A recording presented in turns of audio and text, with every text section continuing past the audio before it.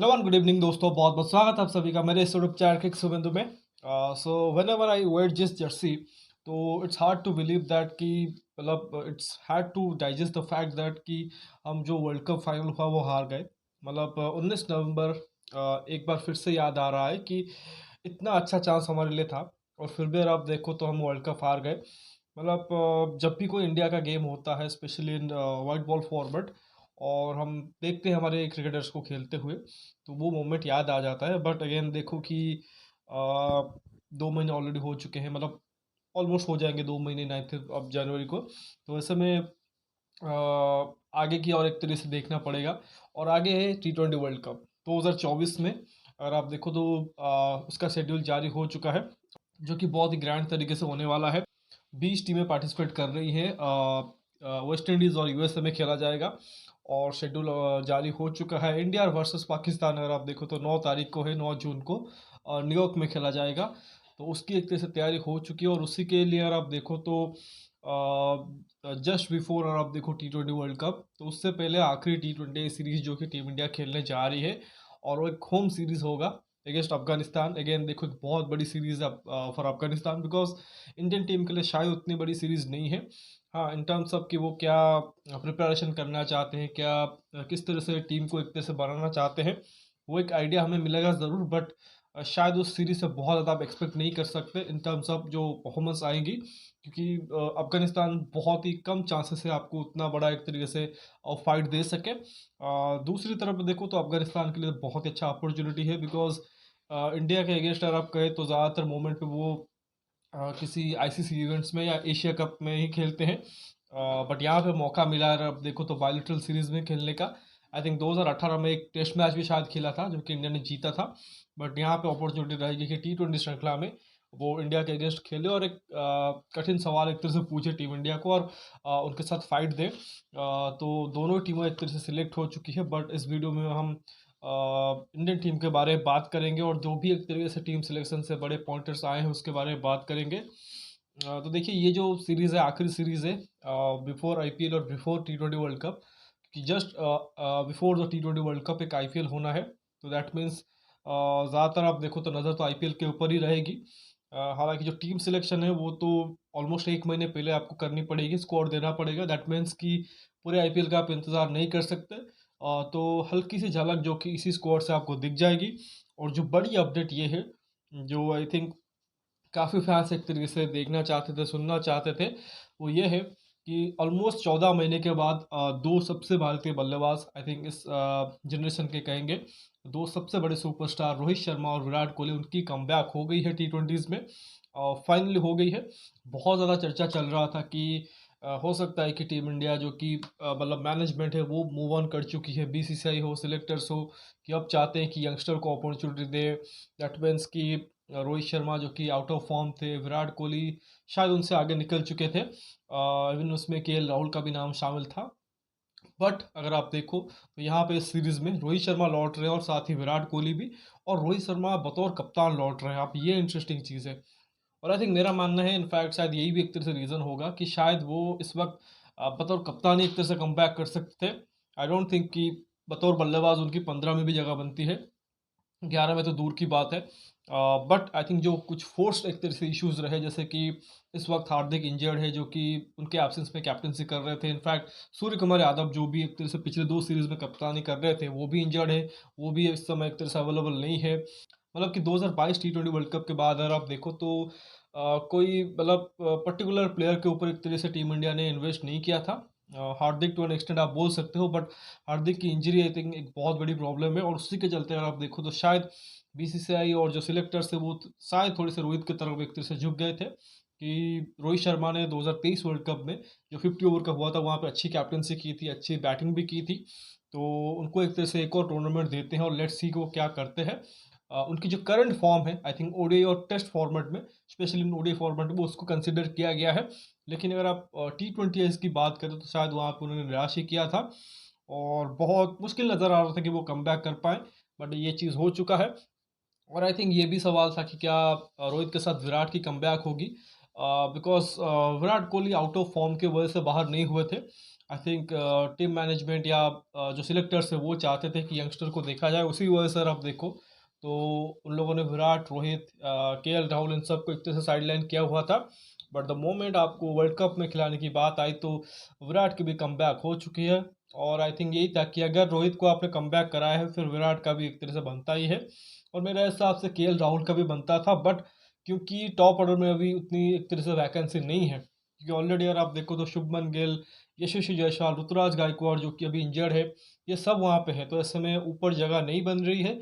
और वही एक तरह से रीज़न रहा है कि शायद केएल राहुल जो कि स्क्वाड से ड्रॉप हुए हैं, अदरवाइज़ वो भी शायद स्क्वाड में होते। तो सबसे पहले मैं आपको स्क्वाड बता देता हूँ, तो उसके बाद जो भी एक तरीके से कि आई थिंक बड़े पॉइंट्स रहे हैं उसके बारे में बात करेंगे। देखिए सबसे पहले ये 16 मेंबर की स्क्वाड है, रोहित कैप्टनसी करेंगे, वाइस कप्तान कोई मेंशन नहीं हुआ है।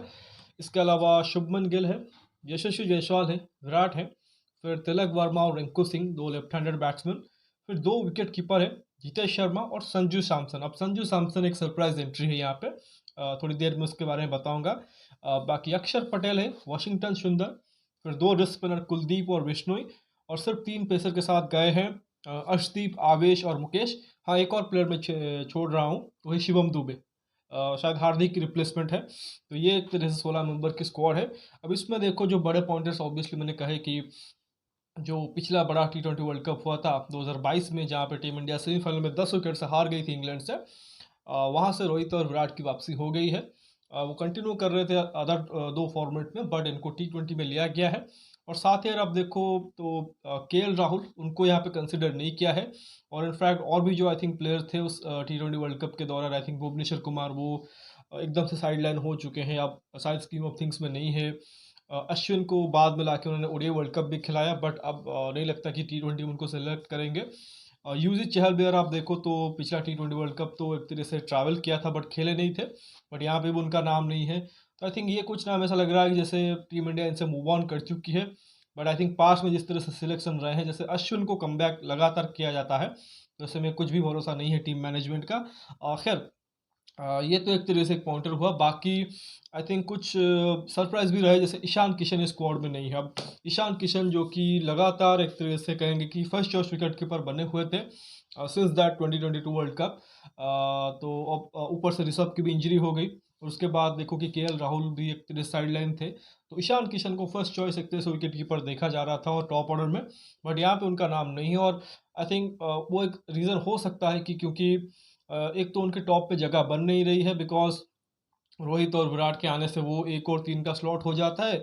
और फिर जो दूसरा स्लॉट है ओपनर का, उसमें आप शुभमन स्लैश यशस्वी देखोगे, क्योंकि ऋतुराज भी अभी यहाँ पे नहीं है। और इनफैक्ट ऋतुराज की शायद 15 में भी जगह नहीं बनेगी, क्योंकि अगर रोहित शर्मा आते हैं तो उनमें अगर आप देखो तो जायसवाल और शुभमन के बीच भी एक तरह से चुनना पड़ेगा जो दूसरा ओपनर होगा, और ऐसे में जो दूसरा बंदा रहेगा वो एक तरह से बैकअप रहेगा, तो ऐसे में ऋतुराज की तो 15 में भी जगह नहीं होगी, बल्कि वो भी इंजर्ड है। तो ऐसे में ईशान किशन को वहाँ पर फिक्स कर पाना बहुत मुश्किल है। और क्योंकि उनको एक विकेट कीपर बैट्समैन चाहिए, तो उसी वजह से शायद संजू सैमसन को देखा है, जिन्होंने की शायद मिडिल ऑर्डर में हो सकता है कि उनको देखा होगा कि मे बी नंबर 4 नंबर 5 वो फिट हो जाए, शायद उसी वजह से ईशान किशन को यहाँ पे साइड लाइन कर दिया गया है। हालांकि उन्होंने लास्ट जो आई थिंक सीरीज़ हुआ था ऑस्ट्रेलिया के खिलाफ जो उन्होंने खेला था, वहाँ पे लगातार 250 मारे थे, बट उससे पहले शायद उनके जो आई थिंक आंकड़े थे बहुत ख़राब थे, और कहीं ना कहीं उसने भी एक तरीके से फोर्स किया होगा टीम मैनेजमेंट को। दूसरी चीज़ यहाँ पर श्रेयस अय्यर का भी नाम नहीं है। अब श्रेयस अय्यर पिछला जो सीरीज़ हुआ था आई थिंक वो वाइस कप्तान थे अगेंस्ट ऑस्ट्रेलिया, साउथ अफ्रीका में भी शायद थे कि नहीं, मुझे एग्जैक्टली याद नहीं है। बट श्रेयस अय्यर भी वहाँ पे फीचर कर रहे थे, बट यहाँ पे अगेन मुझे लगता है कि same story for Shreyas Iyer also, कि ज़्यादा से ज़्यादा उनको आप नंबर 4 तक फिट कर सकते हो। बट यहाँ पर आप अगर not just for Afghanistan series but also for world cup भी अगर आप टीम बनाने की कोशिश करो, शायद टॉप 4 में उनकी जगह नहीं है, तो शायद उसी वजह से कि टीम मैनेजमेंट ने उनको आई थिंक पिक नहीं किया है, और तिलक वर्मा को रखा है, जो कि हो सकता है कि सूर्य कुमार यादव के लिए बैकअप हो, और शिवम दुबे को भी शायद रख रहे हैं टीम में क्योंकि हार्दिक अभी नहीं है। तो मैं भी थोड़ा सा उनके मतलब जैसा एक तरह से रिप्लेसमेंट ढूंढ रहे हैं। हालांकि शिवम दुबे को मौका मिले ये बहुत एक तरह से चांसेस के कम है, बट मैं भी एक रख रहे हैं एक ऑप्शन वहाँ पे। बाकी यही है, तो बहुत ज़्यादा इसमें अगर आप देखो तो मुझे नहीं लगता है सरप्राइजिंग है। आई थिंक ये एक्सपेक्टेड ही था, जो लोग ये सोच रहे थे कि कंप्लीट एक तरीके से चेंज ओवर हो जाएगा वो नहीं हुआ है। हालाँकि मैं भी उन आई थिंक लोगों में से था जो कि मान रहा था कि शायद हमें नई टीम के साथ जाना चाहिए था। हाँ, विराट, रोहित उन्होंने बहुत अच्छा किया है टीम इंडिया के लिए, बट शायद अब टाइम है कि आप थोड़ा-सा यंगस्टर्स को देखो। हाँ, ये ज़रूरी नहीं है कि अगर विराट और रोहित नहीं जाएँगे तो हम वर्ल्ड कप जीत जाएँगे। बट ऐसा रहा है पास्ट में, और आप देखो उनको इनफ अपॉर्चुनिटी मिली है। बट ये टाइम था कि आप यंगस्टर्स को देखें। यहाँ पे देखो कि अब शुभमन यशस्वी, जो कि हो सकता है दोनों ओपनिंग कर सकते थे टी20 वर्ल्ड कप में, अब लग रहा है कि शायद उनमें से कोई एक ही खेलेगा, या फिर ये भी हो सकता है कि दोनों ही ना खेले। अब वो किस केस में, फॉर एग्जांपल मैं आपको बोल रहा हूँ कि अगर सपोज यही आपकी एक तरह से टीम रहती है और इसमें हार्दिक और सूर्या की भी एंट्री हो जाती है, दैट मीन्स यहाँ से आपको रिंकू सिंह को बाहर करना पड़ेगा, जो कि अभी 15 का भी हिस्सा है और जो कि 11 का भी हिस्सा होंगे। रिसेंट टाइम्स उन्होंने खेला हुआ है और अफगानिस्तान के साथ अगेंस्ट भी वो खेलेंगे। बट अगर आप देखो कि अगर आप इसी तरीके से टीम खिलाते रहे तो फिर वर्ल्ड कप के दौरान आप रिंकू सिंह को भी खिला नहीं पाओगे, जो कि बहुत बड़ा झटका होगा। क्योंकि क्या होगा कि आपकी टॉप 3 तो ऑलमोस्ट सेम ही है। रोहित है, उसमें शुभमन गिल या यशस्वी में से कोई एक होगा, और फिर विराट, ये जो कि टॉप 3 हो गए।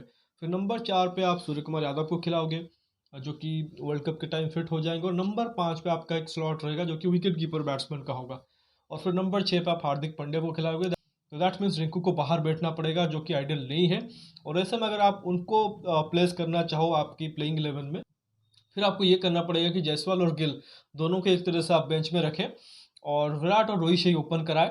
नंबर 3 पे सूर्य को भेज दे, नंबर 4 आपका विकेट कीपर हो जाएगा, फिर नंबर 5 हार्दिक, और फिर नंबर 6 रिंकू हो जाएगा। तो दैट मेक्स सेंस, और जो कि मुझे लगता है कि बेहतर टीम होगी। बट क्या टीम इंडिया वो कॉल लेगी, आई थिंक ये तो मतलब आने वाले टाइम पे पता लगेगा, और काफ़ी कुछ आई थिंक आईपीएल से भी एक तरह से तय हो सकता है। हालांकि जब तक टीम अनाउंसमेंट होगा, हो सकता है कि उस वक्त हम आईपीएल का आई थिंक आधा हिस्सा भी एक तरह से कंप्लीट नहीं हुआ होगा। तो ऐसे में 5-6 मैचेस में किस तरह से प्लेयरों को जज करेंगे, आई थिंक जो सिलेक्टर्स है उस पर भी एक तरह से काफ़ी सवाल है।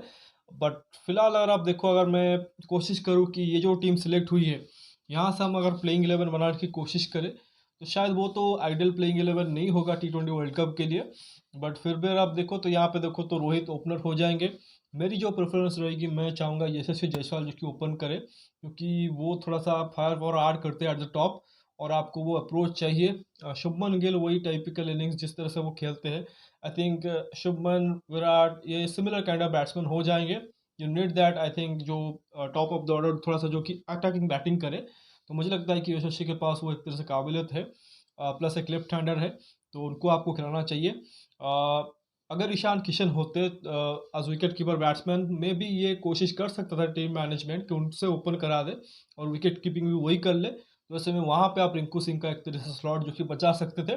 बट क्योंकि अब आप एक परमानेंट ओपनर देख रहे हो, तो और एक अलग विकेट कीपिंग ऑप्शन देख रहे हो, दैट मीन्स कि आपको 2 बैट्समैन खिलाने पड़ेंगे, और उसी वजह से हो सकता है कि रिंकू को आपको बाद में बेंच करना पड़े।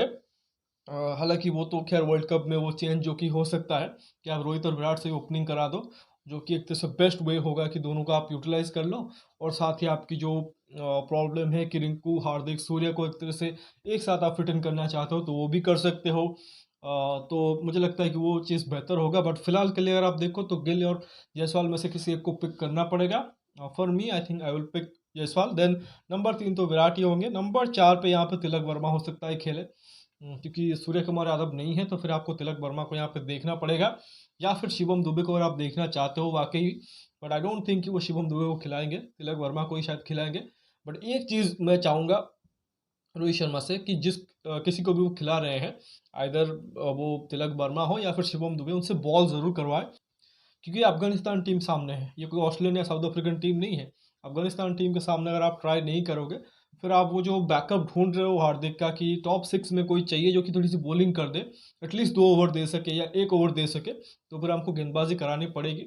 तो आइदर आप तिलक को खिला रहे हो या फिर दुबे को खिला रहे हो, बैटिंग तो ज़रूर कराओ, साथ ही थोड़ी सी गेंदबाजी भी दे दो।